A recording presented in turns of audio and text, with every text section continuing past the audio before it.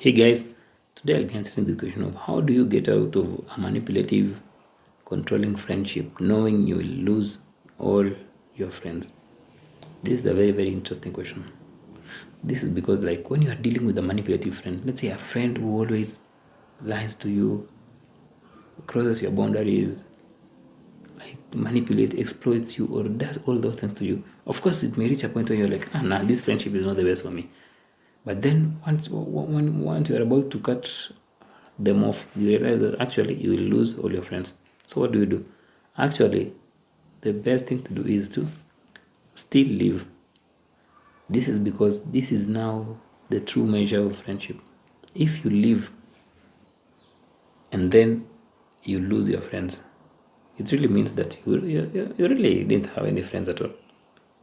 Because if I'm your friend, I won't really let the actions of another person interfere with our friendship. I'll just be looking at it that's just your aspect.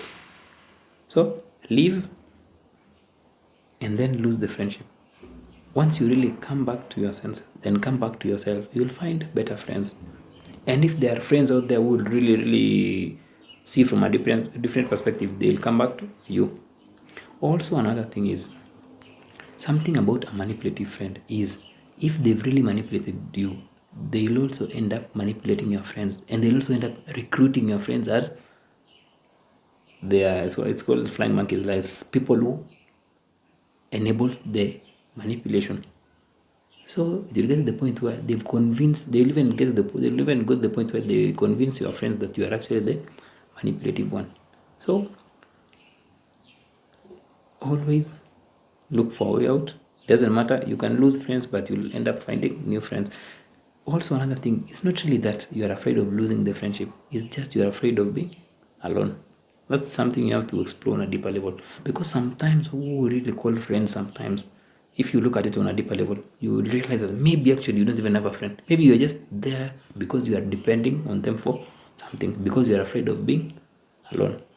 So once you step out and then see yourself for who you are, see the loneliness, see the fear of being alone, that's when now you'll start growing. You'll start realizing that actually maybe you didn't have friends.